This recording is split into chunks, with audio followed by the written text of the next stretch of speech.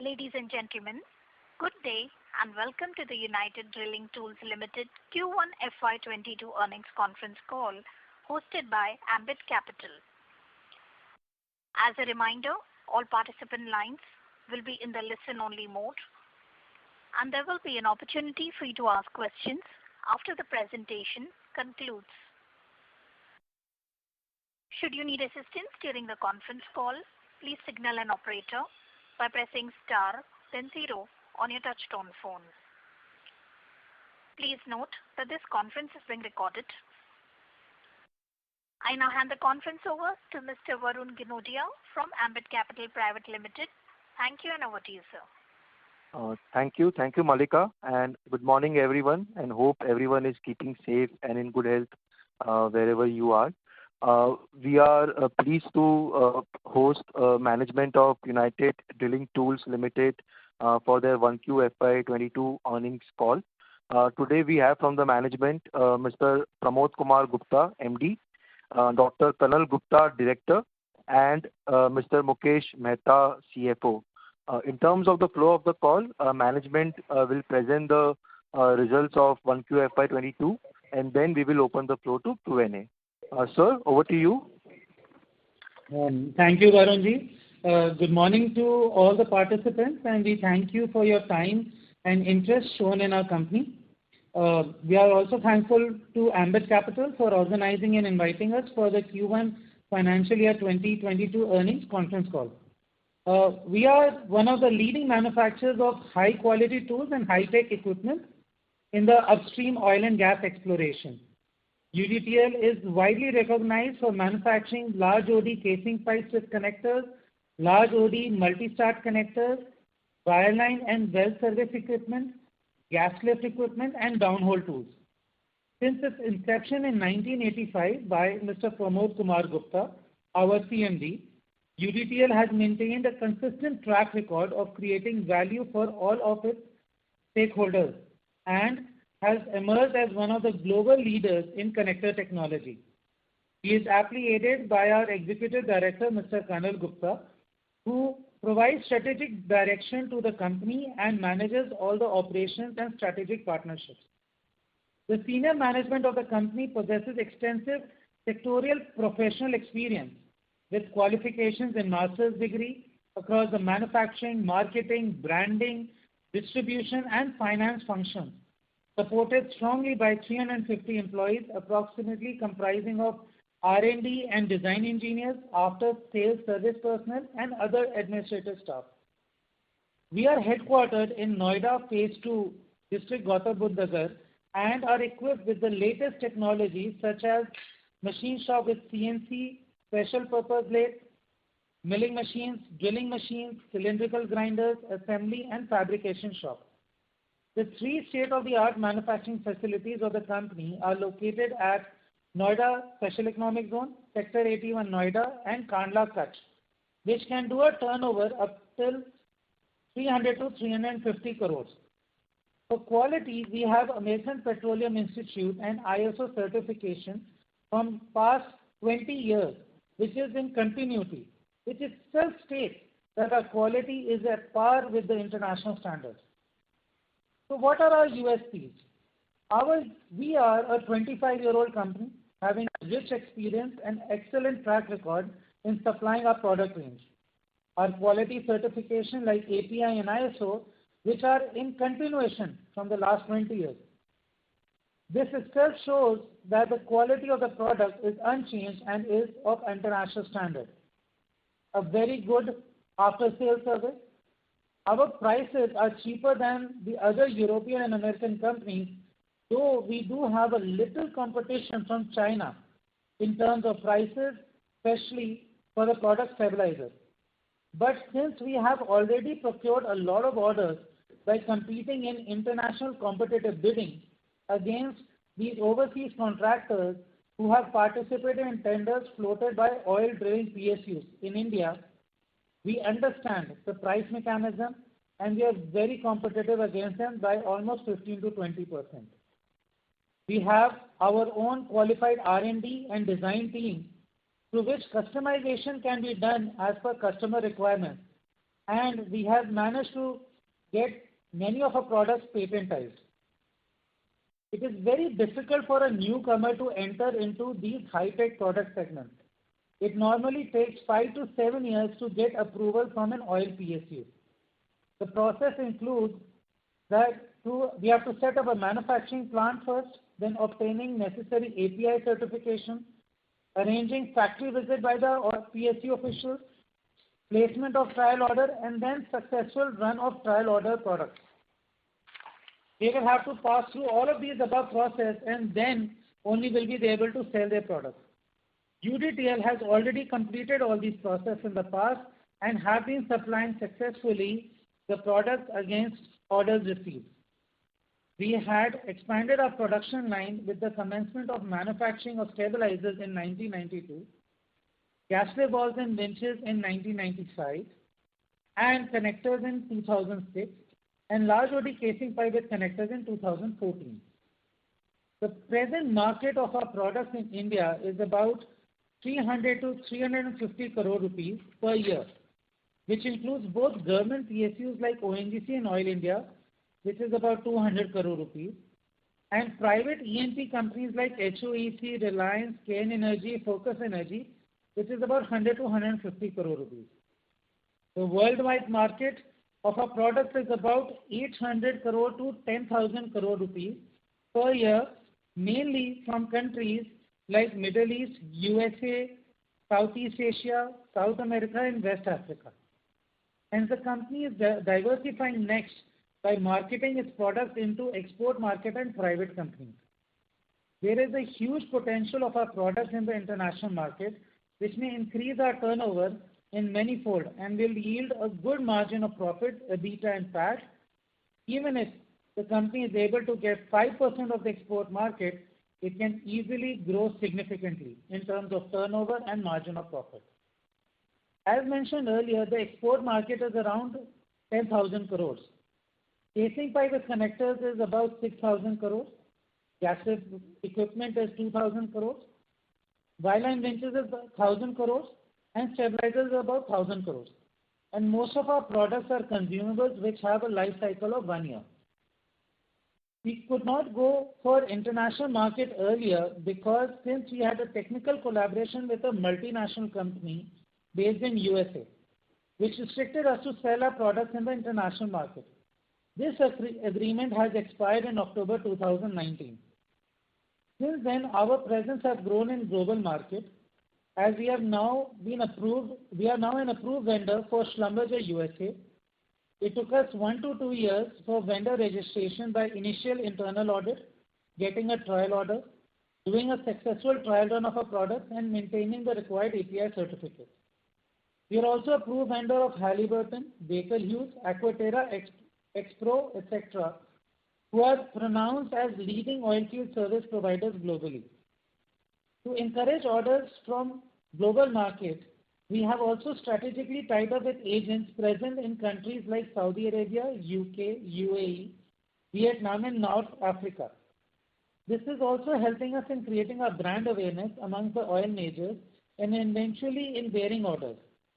We now have our existing presence in more than 16 countries, including UAE, Saudi Arabia, Qatar, Oman, USA, Vietnam, and other countries through these alliances.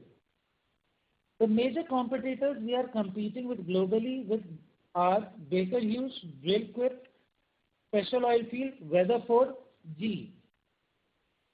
UDT has gotten their designs patentized and trademarks registered in India for all our products. We have technology patents for connectors and winches. Presently, these patents are valid in India only. We are in the process of applying patents in other countries also where there are requirements for these items. We are also developing new products like Swift connectors, quench connectors, and side pocket mandrels that are right now in manufacturing and trial phase. This will also help us in achieving further orders and fulfilling our targets. We have recently announced to scale up the capacity in addition to our 3 existing facilities by setting up a 4th and new facility near Mudra Port, Gujarat. The erection work is estimated to require an initial capex of about 150 million rupees, which is proposed to be entirely funded out of our own funds. And we also expect our incremental capacity by another 100% from the present level in the next 2 years. Our order book currently is 800 million rupees, which is coming from diversified geographies such as India, UK, Vietnam, which are under execution and to be completed in the next 5 to 6 months. Our total order bidding till July 2021 has been around 1,250 million rupees, out of which we strongly anticipate the conversion of 48% of the total bidding, equivalent to 600 million rupees, in next 4 to 5 months. Additionally, we anticipate to bid for another 1,000 million rupees in another 3 to 4 months and are likely to get orders worth in 600 million rupees. Our bidding has been for high margin products such as casing pivot connectors and winches. From the journals and industry updates that we have received, a total of 1,15,700 numbers of oil well amounting to approximately $54 billion in 2021 and 2022 will be drilled. These are estimations of increase by 10% every year based on the demand and policies at global level. These are proposed mainly for drilling in the next 2 to 3 years in countries like USA, Middle East, South America, Southeast Asia, and Africa. As highlighted in the online news oilandgasjournal.com by Right Energy, dated March 23, 2021. The Indian oil and gas industry is also expected to attract a $25 billion investment in exploration and production by 2022, as mentioned in the IBEF report February 2021. Currently, India is producing 17 to 18% of its crude oil requirement. All these developments will directly benefit UDTL in getting maximum orders from domestic and global oil companies. Now I would request Mr. Mehta to give about our financials.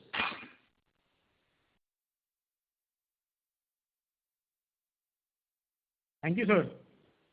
We are pleased to inform you that UDTL team has done a very good job under the leadership of Shri Pramod Gupta and Shri Kunal Gupta, which have been reflected in our financials Q1 of financial year 2020 and 21.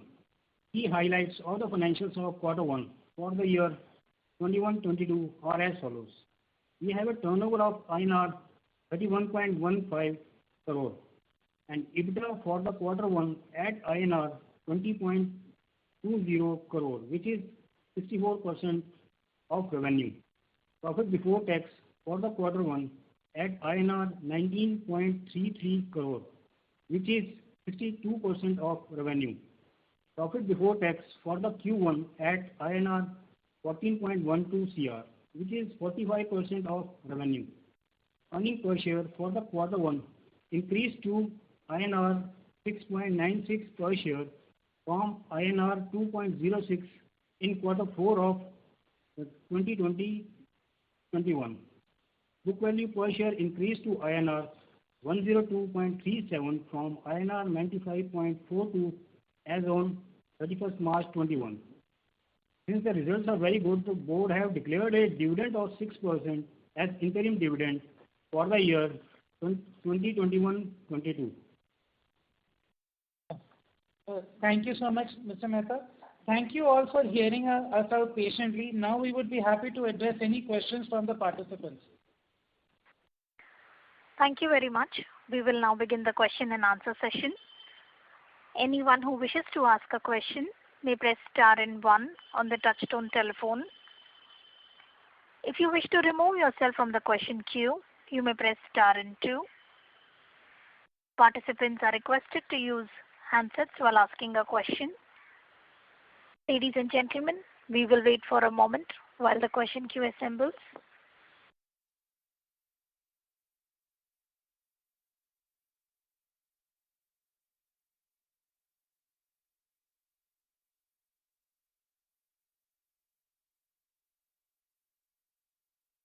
We would like to remind participants that you may press star 1 to ask a question.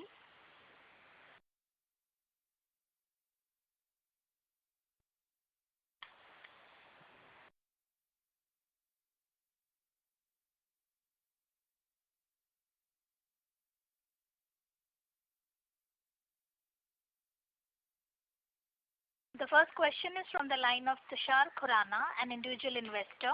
Please go ahead. Yeah, hi sir. Thank you for the opportunity and congratulations on a good set of numbers.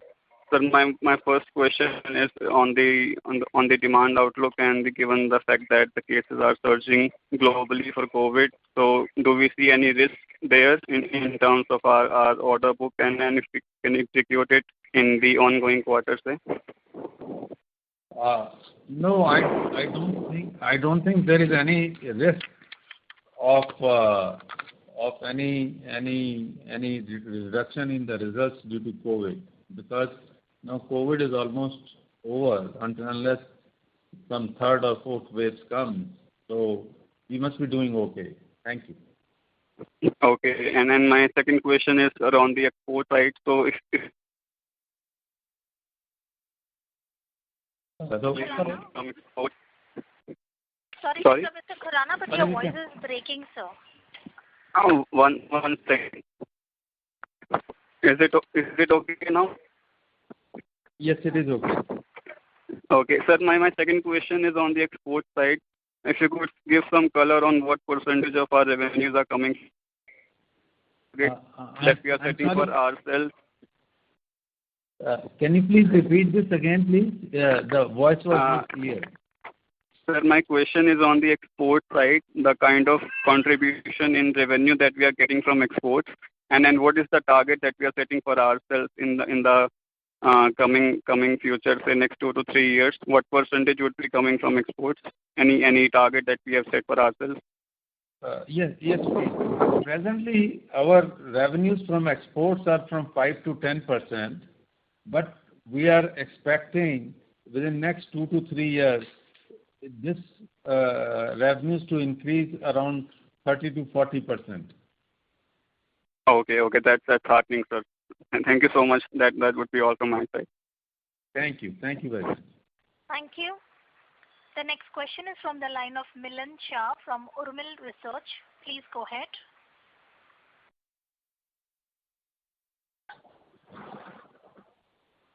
Mr. Milan Shah, your line is unmuted. Please go ahead with your question. The line for the current participant is disconnected. The next question is from the line of Krishna Parekh from Ashima Limited. Please go ahead. Hello. Could you please tell me about your capex plans in Mundra? I think you said about some expansion. So what would be the capex and what would be the capacity growth? Actually, presently, initially, we are expecting a capex expenditure of around 15 crores. And maximum it will go around 20 to 25 crores, and that will increase our capacity. That will actually double the capacity of our products there. Okay, so when you say double the capacity, what would be the measure of the capacity? Well, presently we have a capacity of approximately 300 to 350 crores. So we will be doing around 600 crores then. Okay.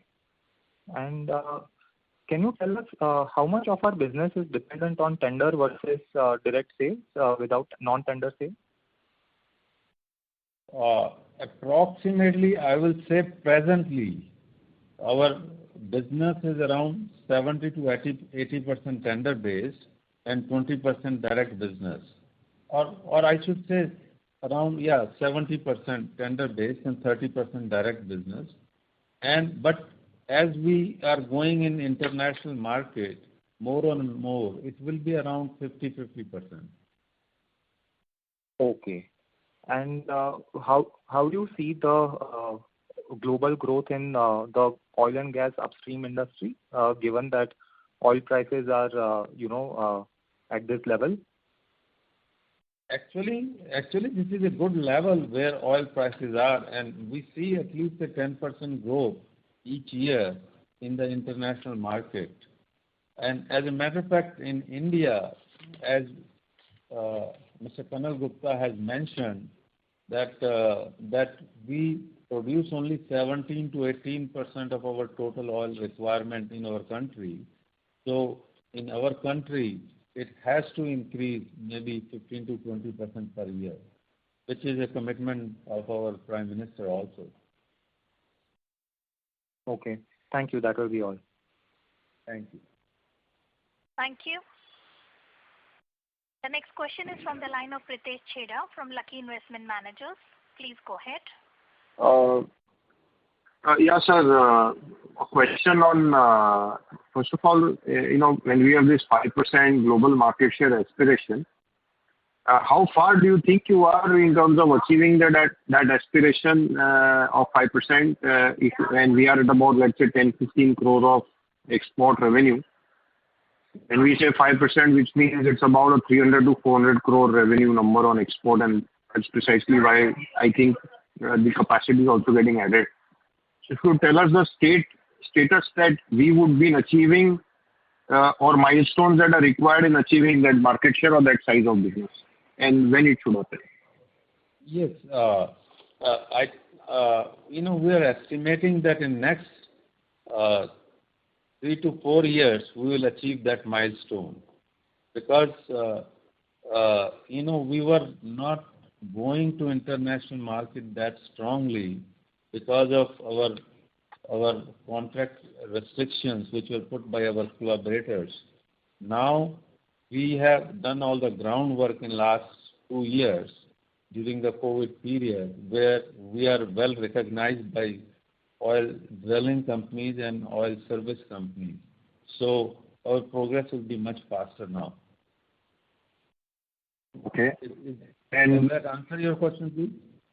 Yeah. So you mentioned that you become a vendor to some of the oil service companies. So has it now started translating into business, or there is some more requirements or some more KRAs that need to be finished before which it translates into business? Well, for some of them we have completed that requirement, and for the others we are in the process of doing that.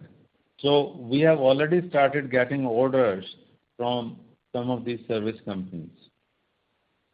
For us to take received orders worth around about 2-3 crore rupees, very recently, from these companies. So for us to take market share, I think someone has to lose market share. So how do you see that playing out? Well, see, the market is so huge, and we are expecting only a small portion of that. So you are right. If we will get that market share, somebody will lose, because now our products are of international quality, and we have international certifications. API is American Petroleum Institute, which is the topmost certification for oil industry product in the world. So if we get the share because our prices are competitive, then obviously some of the major companies from Europe and America will lose that market. Yes. Okay. And sir, on the comments that you mentioned on order book to be completed in next 6 months, and then there is order bidding of 125 crore. So let's say sum total, what kind of revenue do you think you will clock in FY22? We are expecting about 200 crores this year. Okay. And in that, how much should be exports? I would say that around 15%, 15 to 16% will be export. Okay. And all your incremental growth largely will be exports, right? Because the Indian market at 300-350 crore would be largely a single-digit growing market, and we have quite a good share there. Yeah, you are right. Yes, please. Okay. And lastly, sir, on the margin side, there is a huge variation in margin that we see year after year or quarter after quarter. So what is a more, first of all, why does this happen, and what is a more realistic assumption on margin if you, both gross margin and EBITDA margin for our type of business? Well, actually, yeah, you are very right that our margins vary based on the product mix, That is why you see some of our products have high profit margins, PBT or PAT, and others don't have as high. So that is why in some quarters it is very high, and then in others it is not as high. But on an average, I would say that it is approximately will be on a year-to-year basis around 25 to 30% PAT each year we will get. And EBITDA margin should be how much?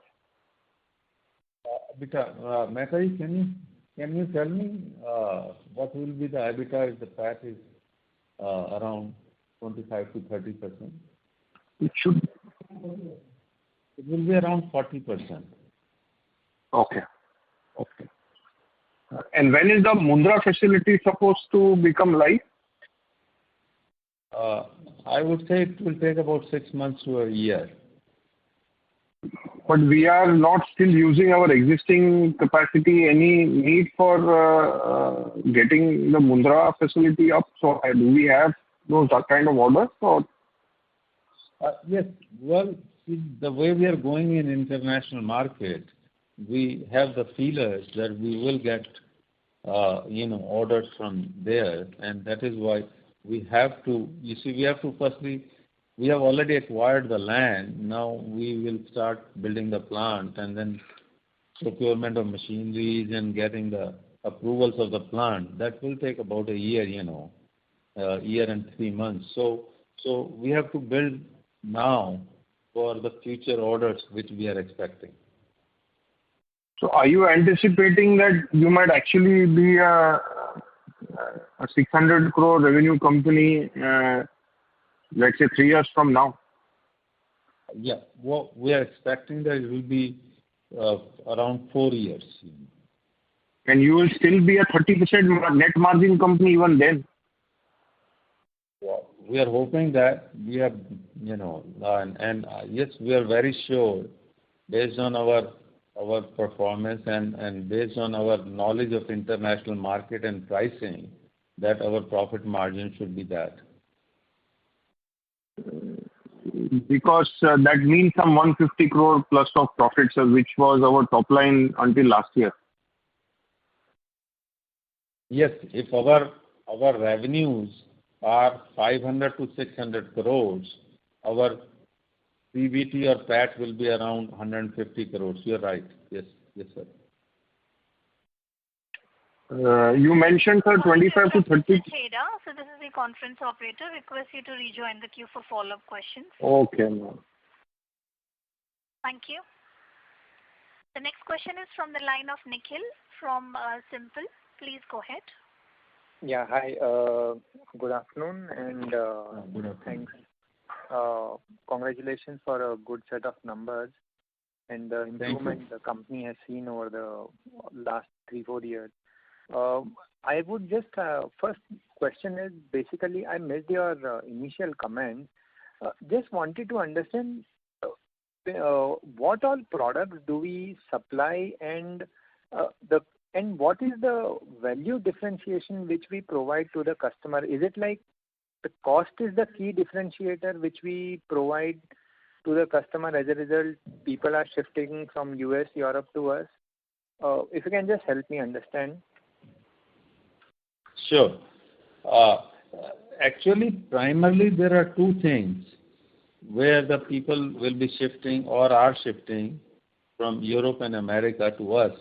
Number 1 is the quality of our products. It is as good or better than the foreign suppliers. We have been certified by American Petroleum Institute. Our products have been approved, and we have their licenses from last now 10 to 15 years. So that gives an added, assurance to our customers that our quality of the product is equally good. And the third and the most important point is that our prices are about 15 to 20% less than the other players in the world. Other companies in the world. Okay. And if we have to understand the nature of the business, because where I'm coming from is like, if I look at our balance sheet and P&L, our capital investment is very minimal, and parallelly our manufacturing cost is also minimal. And if I look at our employee cost, which is the bigger part, almost 20% is the salary which is paid to top management. So is this a capital-intensive business, manufacturing cost-intensive business? What is the nature of this business? Or is it like a very high, like low volume but high value kind of a product which we are supplying? Just to understand the nature of the product what we supply. Yes, please. Yeah, actually it is a high-tech business, high-technology business, and there are very few companies, who are in this business, because to win the confidence of the drilling companies or exploration companies, you have to go a long road. Like we have indicated, it takes about 5 to 7, maybe sometimes 10 years, before you reach to that level. And the main reason is that when an exploration company is drilling an oil well, the cost of the well itself is around 300 to 400 crores. And so they want to use the product of companies who are well established and well tested in the field. And that is another reason why in India, for several of our products, we are the only one manufacturing these products. So all those things give us a little better, profit margins. Okay. And secondly, sir, if I link your comment to our profitability, how it has shaped up. So because prior to 2015, if we look at our company, our margins were pretty low, but post 2016-17, there is a significant improvement which has happened. So is it like we were there in the process of getting the approvals and all, but the traction or everything started building in 2016 onwards, or what has happened over last 5-6 years that profitability has improved? Because prior to that, we were not so high profit margin business. So if we've entered new products, or if you can just help me understand the history. Yes, please. Yeah, you're very right that after 2015 or 14, we started selling some of the products like connectors and wireline winches, specialized wireline winches, which are high profit items, and high revenue items also. That is why our profitability, is better after that. Thank you. The next question is from the line of VP Rajesh from Banyan Capital. Please go ahead. Yes. Yeah. Hello. Hello. Am I audible? Yes, please. Hello. Go ahead. Yeah. Sorry, I joined late, so some of my questions may be a little repetitive. But I heard you say that your addressable market overseas varies from 800 crore to 10,000 crore. Did I hear that right? No, actually, yeah. Sorry for that. It is not 800 to 8,000 crore, 10,000 crore. It is 8,000 to 10,000 crores. Okay. Yeah, it was misspoken. Sorry for that. No problem, sir. No problem. The second question I had, how much capex are you doing? And you said that will come online in 6 months. So if you can just give me the figure and timeline of when it will become available for commercial production, that would be helpful. and the ramp-up time it takes to get to full 100% capacity? For the additional CapEx you are asking, right? That's right, yes. Yeah. It will take us around, I think, 12 to 15 months for the plant to be ready. And so that's when we will reach, we can do additional 100% capacity will be there. We may not have that many orders at that time, but the capacity will be there. Yes, please. So, and what is the capex you are doing for that expansion? What is the amount? Presently we are planning around 15 crores, and that also we will do from our internal resources. We are not borrowing from anybody. And then later on it could increase to 25 crores. I mean additional 10 crores. Total 25 crores. Okay, so if I heard you right, from the current capacity you are doing 200 crores, and with this 15 crore expansion, you can take it up to 400 crores. Is that right? Did I get that correct? Yeah. Well, actually, with the current capacity, we can do 300 crores. And okay, you can do 300 crores. Okay. And then with this additional capacity, we will be able to do 600 to 650 crores. Okay, I see. So what is this additional 10 crore capex for? Is that beyond 600 crores, or that is required to get to 600 crores? I'm sorry. We require around 25 crores to reach to 600 crores. Okay, and you will do it in two phases. First 15 crores and then 10 crores, correct? Right. Yes, please. Okay. And you are doing this in Mundra, you said, if I got that correct. Yes, please. Okay. And your current capacity is where? Is it in Noida or some other location? Well, we have capacity in Kandla also. We have a plant in Kandla, and we have two plants in Noida. Okay. All right. So the one of the other questions is that are you focusing more in the U.S. market or Middle East? If you can just talk a little bit about how you will increase your exports, which you just said are about 15 crores, and you're looking to, grow multifold in that area. Well, yeah, we are primarily concentrating now in Middle East, Southeast Asia, and CIS countries, and to some extent in West Africa also. Okay.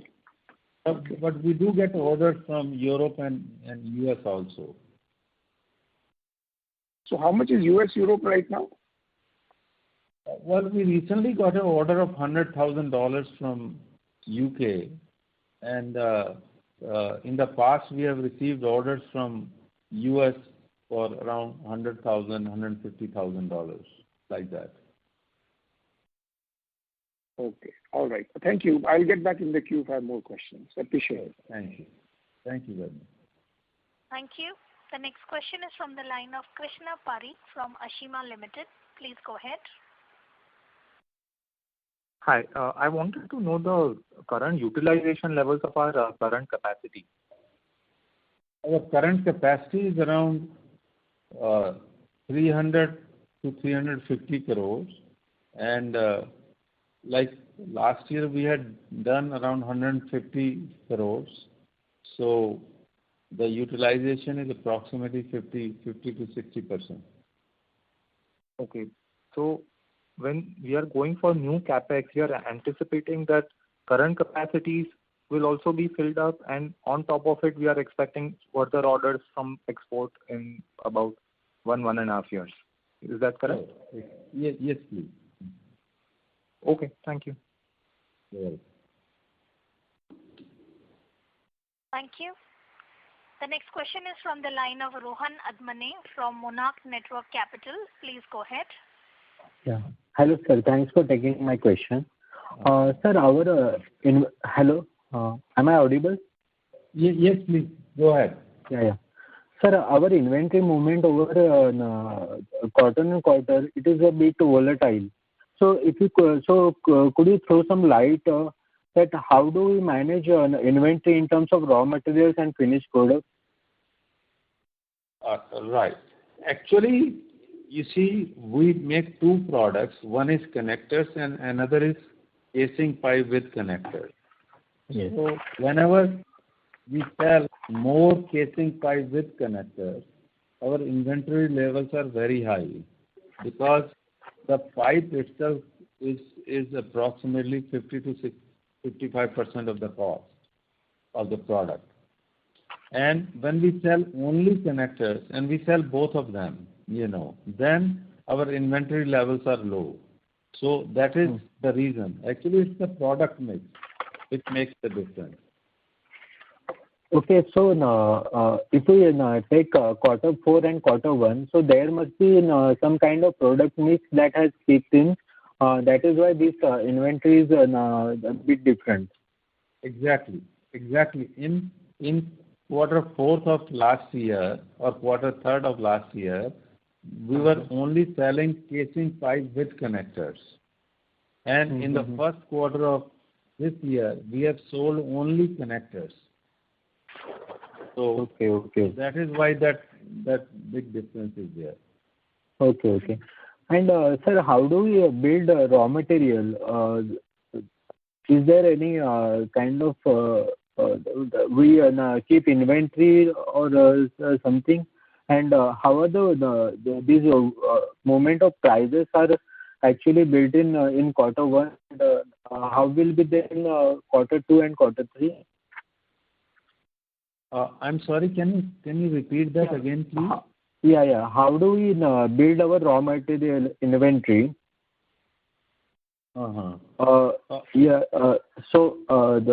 We keep some inventory for say some months or kind of, because currently raw material prices are quite volatile and they are increasing.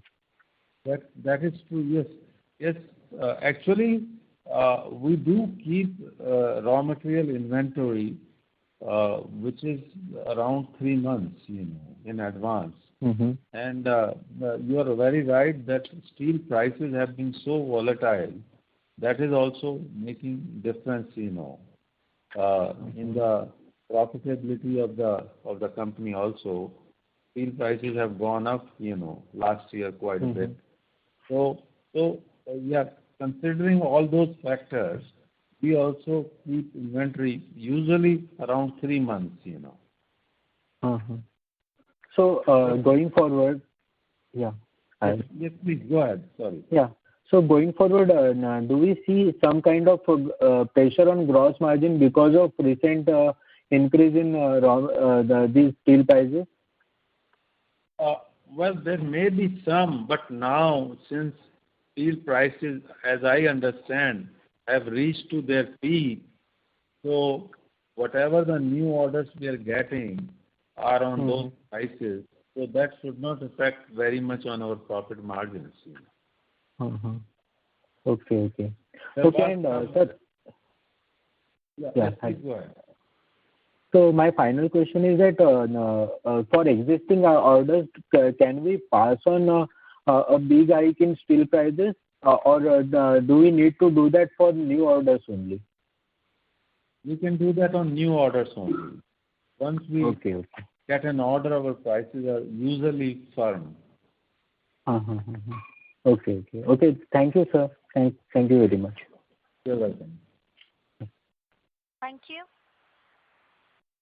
The next question is from the line of Ankit Sancheti from Kotak Asset Management. Please go ahead. Hi, sir. First of all, if you can share for the last year ending March 21, in terms of your revenue, what were the 4 key products and what were their percentage to revenue? Can you please repeat the last part of your question, please? What was the? So, last year, your revenue breakup in terms of products and what exactly was their contribution to last year revenues? mostly last year we sold casing pipe with connectors. And there were some winches also, wireline winches, and stabilizers and gas lift valves. So I would say around 70 to 75% were casing pipe with connectors, and the rest around 25% were the remaining products. So that is why you will see that our inventory levels were high, and casing pipe with connectors is our relatively low profit margin, product. So does that answer your question, please? Yeah, I got it. But if I heard you right, casing pipe with connector is a low margin product or it is a high margin product? Sorry. The connectors is a high margin product. Okay. And casing pipe with connectors is relatively a lower margin product. I should say that. Okay. And another question was on the working capital. What has changed in last 3 years? That 3 years back your debtors were roughly 330 odd days, and they have come down to 40-50 days in the last 2 years. So what exactly has changed in last 3-4 years in terms of debtors? Actually, the oil companies are paying us faster.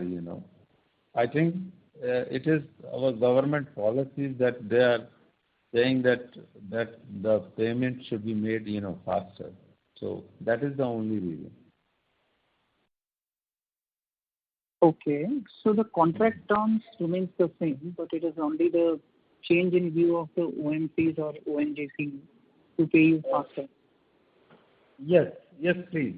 The payment terms were always, through documents, through bank, So, but sometimes it used to take, 2 to 3 months, but now it has been reduced to around a month, around 30 days. And in terms of exports, whether the working capital will be very different compared to domestic orders? Well, in exports, usually our payment terms are letter of credit, or payment against dispatch. So I wouldn't say there is very much difference between the two. Okay. And one final question. I was reading somewhere CRISIL has withdrawn credit rating on your company, giving argument that the company has been non-cooperative in sharing data.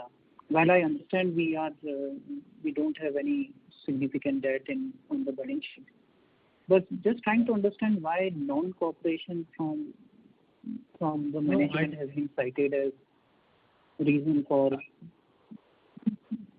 Sorry. Actually, I don't know why CRISIL is saying that, because we left CRISIL about 3 years ago, and we chose Brickwork. And as a matter of fact, I think CRISIL people were not understanding our type of business, and they were mainly doing sales pitch and then not evaluating the company properly. So we had gone to Brickwork, and our ratings now are BBB minus. Our ratings are now BBB minus, and we are hoping that we will get this year. We are being evaluated currently. It will increase to BBB. Okay. I don't know why CRISIL is saying that, because we have left CRISIL about 2 to 3 years ago. About 2.5 years ago. We have sent everything, and we have written to them that we don't want to continue with you anymore. So I don't know why they keep on saying that. Okay. Thanks from my side. That's all from my side. Thank you. Okay. Thank you. Thank you. Thank you. The next question is from the line of Anuj Sharma from M3 Investments. Please go ahead. Yeah, thank you for this opportunity. Sir, just a little bit into the past now. In 2004 and 2005, our revenues were very strong, and then it dipped from 112 crores to 35 crores. It took 4 years back for us to get back the same revenue level. Now, I presume share would have also picked up during this time. So what exactly went into our business, and what is the possibility of this repeating going forward? I'm sorry, the voice was not clear. Can you please speak a little slower, please? Yeah, sure. I am saying that in 2015, we had 112 crores of revenue, which fell to 35 crores in 2016. And it took us 4 years to get back the same revenue or cross the 2015 revenue levels. Now, shale gas also picked up, shale drilling picked up in US in the same time. So I presume you would have benefited from there. So I'm just trying to understand why revenues have been so volatile, and what is the possibility that it could continue going forward, the volatility? Well, actually, sometimes it depends upon various factors. Usually, our turnaround time of our product is around 5 to 6 months. So, lot of time it happens that in one quarter, if for some reason, because there are several inspections involved and quality checks are there, that it is possible that the figures of fourth quarter may shift to the first quarter of the next year. So that is one of the reason, and the other was that in the past most of our business was dependent on national oil companies. So it depended on when they are inviting the tenders, when they are placing the orders, and so that also was creating this volatility. But on an average, you will see that now this will not happen, because our now business around on the oil companies, national oil companies, is the share is going down, and the private players and the international market is growing in our case. Does that answer your question, sir? Yeah, it does. But when you talk about a shift from a quarter, I'm talking about 4 years. It took almost 4 years for us to come back to the same revenue level. So I understand the quarter shifting, but that was a long time for us to. And could that happen again? So you answered the second part, but it was a sharp dip from 2015 to 2016.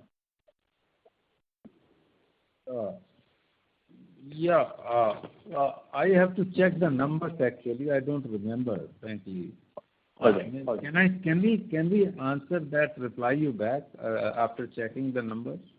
No problem. My second question is, how many products do we deal in, and are these standardized or customized products, or what percentage of revenues would be standard products? Well, primarily we have 5 products which we manufacture and supply. Okay. They are connectors, casing pipe with connectors, stabilizers, wireline winches, and gas lift equipment. And what was the next question, sir? How many products are standardized in nature, or these are specific to customer requirements? They are customized. No, all of them are standardized products actually. Okay. Supply to India or overseas, they are the same. Okay. And my third and last question is, while I understand the margins, but when I look at gross margins, they've been all around. So they've been 50, they've been 60, they've been 33. So how do we understand the gross margin of the business? What is the material cost in an ideal scenario? The material cost is approximately around, I will say 35 to 40%. Okay. And it varies from product to product. Our product mix, some of the products are high profit products, high profit margin products, and some are relatively low profit margins. Like connectors are, usually our profit margins are, profit before tax is around 50%. And then at the same time, stabilizers are around 17 or 18%. So it varies that way. All right. And one more question on shale exploration. Do our products go in shale exploration as a part of those companies? Yes, they do. Yes. Okay. So what part of revenues would be coming from shale? Well, it depends. About 4 or 5 years ago, shale market was very, very hot. Now I think it has come down a little bit. And so our gas lift valves are used in the shale market. Sorry, sir, I missed that last One part. of our products, which is gas lift equipment, Okay. they are used for shale oil drilling. All right. Okay. If I may ask one more question, what is it a tender-driven business predominantly, even for the private companies? How does it work? Generally, how many companies compete for products? Well, approximately, it used to be where it was 60 to 70% tender-driven, more than 70%. But now it is coming less and less. Now it is around 50 to 60% is tender-driven, and balance is in the open market with the private players. Thank you. The next question is from the line of Pritesh Chheda from Lucky Investment Managers. Please go ahead. Sir, I have 2 follow-up questions. One, is the entire business consumable in nature? So the life of the product is a year and the companies have to come and rebuy your product again? Or is there any capital nature of the product? Well, out of 5 product lines, 4 of them are consumables. So if an oil company has to drill a well, they need our products, year-to-year basis. And one of our products is of capital nature, wireline winches, where usually a wireline winch will last about 10 years. So, but, there are replacement requirements and new wireline winches are always required. The old ones get condemned and then the new requirement keeps on coming. It's like a car industry. So what portion of the revenue is consumable? More than 90% is consumable? Yeah, I would say around 80 to 90%. Okay. And my second question is the entire portfolio of ours used largely linked to exploration of oil and gas, or our products are also find usage in, let's say, a gas transportation? So if India is expanding its gas distribution network, do you benefit, or the entire product line is linked to exploration? No, our entire product line is linked with exploration. But our products are used in producing gas, natural gas, as well as oil, but not in transportation. Okay. So this was useful. Thank you very much, sir. Yeah, you're welcome. Thank you. The last question is from the line of VP Rajesh from Banyan Capital. Please go ahead. Yeah, hi. Thanks for the opportunity again. 3%